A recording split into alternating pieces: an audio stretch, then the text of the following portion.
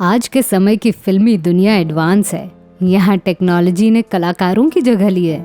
इसीलिए आज इस रूपरी दुनिया में सफलता हासिल करना बहुत कठिन है। 70 और 80 के दशक के पहले यहाँ कलाकारों का बड़ा दबदबा हुआ करता था और आने वाले हर एक कलाकार को मौका मिलता था। कुछ एक्टर्स एक्ट्रेसेस अपनी खूबसूरती के कारण सफल हुए तो कुछ जबरदस्त एक्टिंग के बदौलत कामयाब रहे। पर फिल्म जगत में एक बात बड़ी मशहूर है, यहाँ एक बार अगर किसी ने कदम पीछे लिया तो वो चाह कर भी आगे नहीं बढ़ेगा। फिल्म जगत से दूर हो जाने के बाद कम ही लोगों को मौके मिले हैं, पर यहाँ एक अभिनेत्री ऐसी भी हैं जिसने अपने जवानी में बतौर एक्ट्रेस कुछ फिल्में की और थोड़ा गैप देने के बाद जब वो लौटी तो उनके सितारे चमक उठे। अब आप सोच रहे होंगे कि मैं ऐसे क्यों बोल रही हूँ, भला अंजना मुमताज़ की क्या कहानी हो सकती है। पर इस वीडियो के माध्यम से आपको उनके बारे में ऐसी बातें पता चलेंगी जिसकी जानकारी आपको नहीं पता होगी। तो चलिए कहानी शुरू करते हैं। अंजना मांजरेकर उर्फ अंजना मुमताज़ एक हिंदू मराठा परिवार से ताल्लुक़ रखती हैं। उनका जन्म 4 जनवरी 1949 में हुआ था। पिताजी दीनानाथ मांजरेकर सरकारी विभाग के फायर ब्रिगेड में काम किया करते थे और माताजी मंगला मांजरेकर अपने 3 बच्चों के संग घर संभाला करती थी। 3 भाई बहन में अंजना सबसे बड़ी थी। कहा जाता है कि बाल उम्र में अगर बच्चा किसी एक कला में पारंगत हो तो उसे आगे बढ़ने का खूब मौका मिलता है। अंजना के साथ भी ऐसी कोई बात थी। वो बचपन से नृत्य कला में पारंगत थी।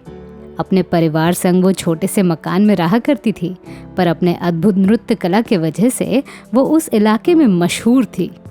गणेश उत्सव, अन्य धार्मिक या मनोरंजन मौके पर अंजना डांस परफॉर्मेंस देती थी।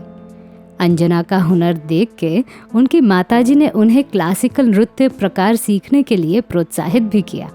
वो हमेशा सोचती थी कि उनकी बेटी बड़ी डांसर बने। दूरदर्शन को दिए एक इंटरव्यू में अंजना बताती हैं कि उनका परिवार का फिल्म जगत से कोई लेना देना नहीं था, बजाय इसके कि वो मीना कुमारी की बड़ी प्रशंसक थी। जब वो छोटी थी तब एक स्टूडियो में मीना कुमारी संग उनकी मुलाकात भी हुई थी। तब मीना कुमारी ने अंजना से कहा, देखो तुम एक दिन अभिनेत्री बनोगी, पर उससे पहले तुम्हें खूब पढ़ना होगा। अपने मनपसंद अभिनेत्री की बात सुनकर अंजना ने बड़ी मुश्किल से मैट्रिक तक पढ़ाई की, क्योंकि उनका मन सिर्फ नृत्य में लगा रहता था। कुछ समय के बाद उन्हें पता चला कि कमालिस्तान स्टूडियो में पाकीज़ा की शूटिंग हो रही है। तब वो तुरंत ही मीना कुमारी से मिलने गई। इस बार मीना जी ने उनकी मुलाकात अपने शौहर कमाल अमरोही से करवाई।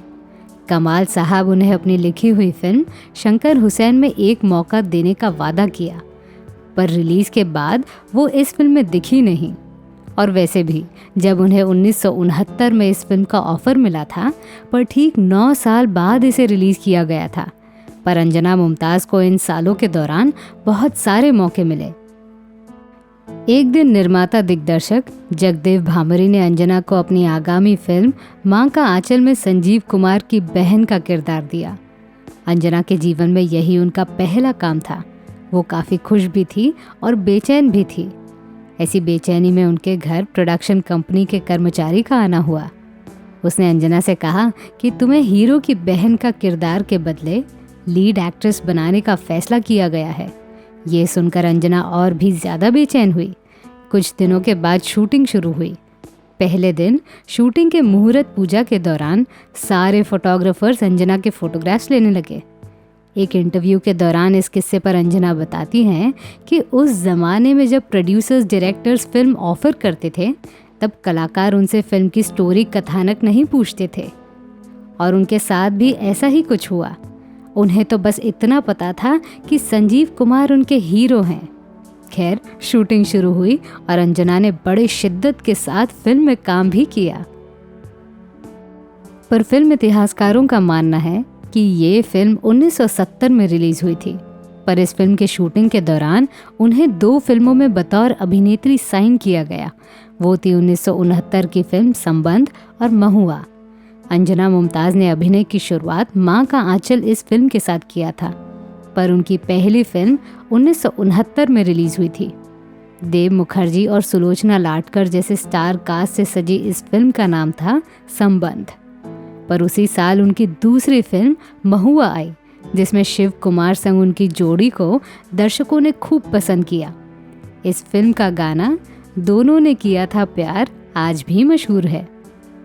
पर अंजना मुमताज़ ने शुरुआती फिल्मों में बतौर अभिनेत्री फिल्में ज़रूर की, फिल्में हिट भी हुई, पर उन्हें बतौर अभिनेत्री हिंदी फिल्में मिली नहीं। पर उसी दौरान गुजराती और मराठी फिल्मों के आधार पर वो स्टार अभिनेत्री कहलाई। मराठी फिल्म जगत के महान कॉमेडियन और फिल्मकार दादा कोंडके साहेब की वो मनपसंद अभिनेत्री बन गई। अंधळा मारतोय डोळा, तुमचं आमचं जमलं और राम राम गंगा राम, ये 3 मराठी फिल्में ब्लॉकबस्टर रही। इसके अलावा कुछ गुजराती फिल्में भी हिट रही, जैसे सोनबाई ने चुंदड़ी और नल दमयंती।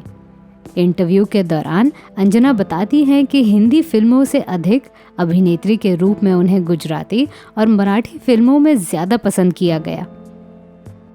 अंजना मुमताज़ कामयाबी के उच्च बिंदु पर थी तब उनके परिवार ने शादी कराने का फैसला लिया। उनके पड़ोसी में एक मुस्लिम परिवार भी था। उन्हें अंजना बहुत पसंद थी। लड़के का नाम था साजिद मुमताज़।